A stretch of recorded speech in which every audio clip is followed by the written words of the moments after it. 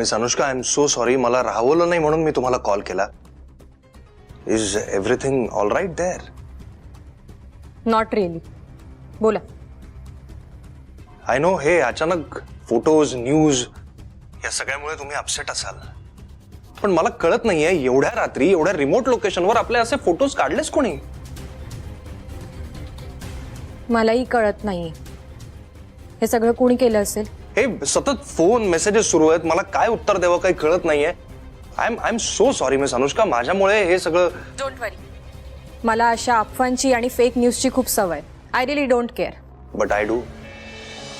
म्हणजे? नाही काही नाही, मला जरा या विषयावर तुमच्याशी बोलायचं होतं मिस अनुष्का.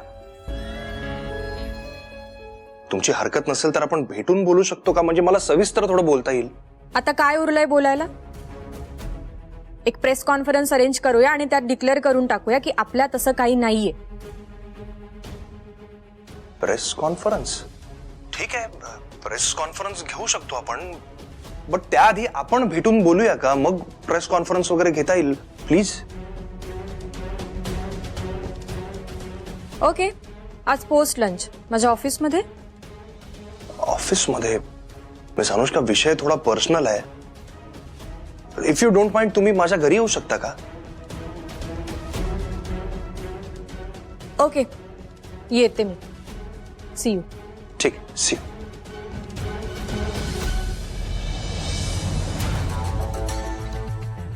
तू त्याच्या घरी जाणार आहेस? हो काका, दुसरा काय ऑप्शन आहे का?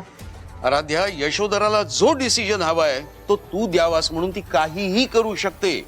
काका, त्याने काय फरक पडणार आहे? जो योग्य निर्णय असेल मी तोच घेणार आहे. ऑफकोर्स. ताई, एक रिक्वेस्ट आहे. बोल. तू कुठलाही डिसिजन घेण्याआधी माझा विचार नक्की करशील.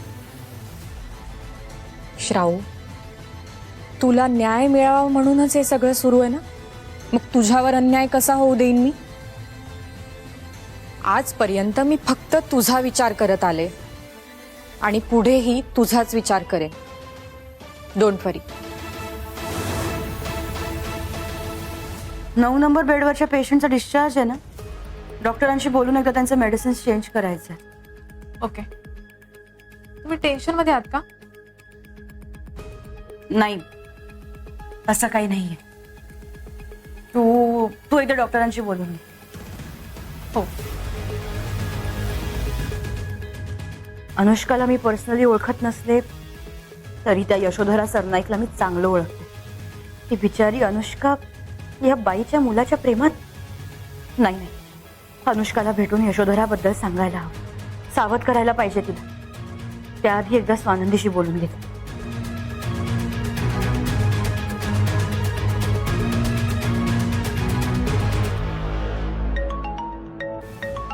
गिरिजाताईचा फोन. हा गिरिजाताई, बोल की, कशी आहेस? मी ठीक आहे. तू न्यूज बघितलीस का? हो अगं, बघितली मी न्यूज. मी तुला फोनच करणार होते. कालपासनं त्याच न्यूज दाखवत आहेत. अगं पण हे कसं शक्य आहे? अनुष्का आणि श्रेयस एकत्र. अनुष्काला माहिती आहे ना की श्रेयस यशोधराचा मुलगा आहे. हे बघ, मी अनुष्काला तशी तितकी ओळखत नाही, पण ती जर त्या यशोधराच्या घरी सून म्हणून जाणार असेल तर काही खरं नाही. आपण तिला थांबवायला हवं. बरोबर बोलतीये गिरिजाताई तू. आपण तिथे जाऊयात, तिला भेटूयात आणि तिला समजूयात. ठीक आहे. चल, मी येते. ठीक आहे.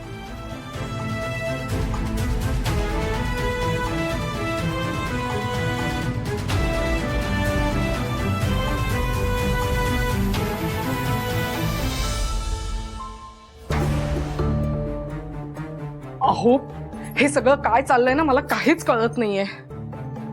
ही बातमी वाचा. काय या मुलीच्या मनात आहे ना, ते त्या एका देवालाच ठाऊक. तरी मी तिला 1000दा बजावलं होतं. ती यशोधरा सरनाईक कशी बाई आहे ह्याचा अनुभव घेतलाय आपण. कशाला तिच्या नादी लागायचं? इतकं साधं सरळ सोपं आयुष्य जगत होतो तसंच जगूया. पण नाही. अहो, चिडत नाहीये हो, पण मुलींची काळजी वाटते ना. आणि हे सगळं म्हणजे ना स्वतःला तोफेच्या तोंडी देण्यासारखं आहे. खरं सांगू का, कधी कधी असं वाटतं की कुणाला काहीही न सांगता सवरता इथून दूर कुठेतरी निघून जावं. सारखी भीती वाटत राहते हो. सारखं वाटतं काहीतरी वाईट घडणार आहे. नाही नाही, नको देवा, माझ्या मुलींच्या बाबतीत आता आणखी काहीही वाईट घडू देऊ नकोस रे. मला त्यांना आता फक्त सुखात बघायचंय हो, खूप खूप सुखात बघायचंय.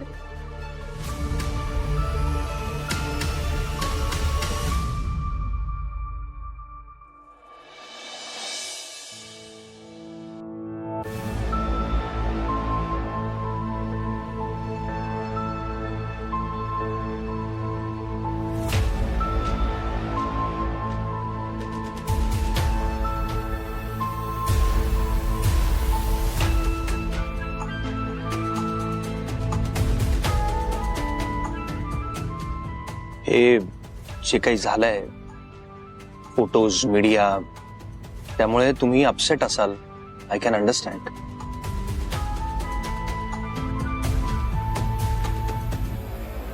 जे घडलं ते चुकीचं घडलं असं नाही वाटत तुम्हाला?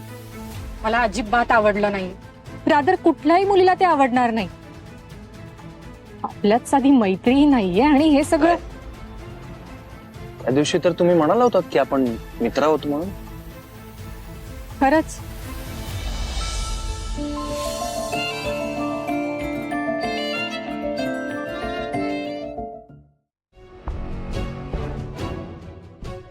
एनिवे, घरातले सगळे दिसत नाहीयेत.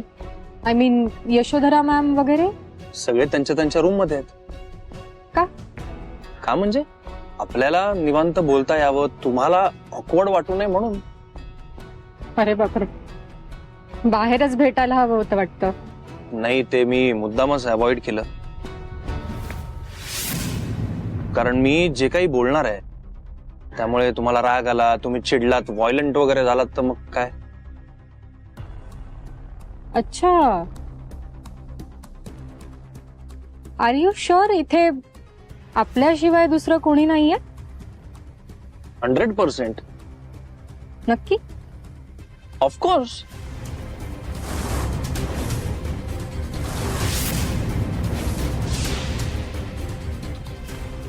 काय करताय?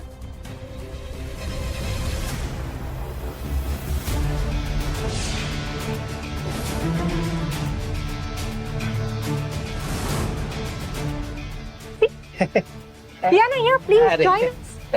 श्रेयस काय करताय तुम्ही इथे? ते मी इथे कसं मॅडम मी सांगितलं होतं ना, काय? ते श्रेयस आणि अनुष्का आहेत ना, त्यांचं बोलणं जरा चोरून ऐक. काय चोरून ऐकू नको.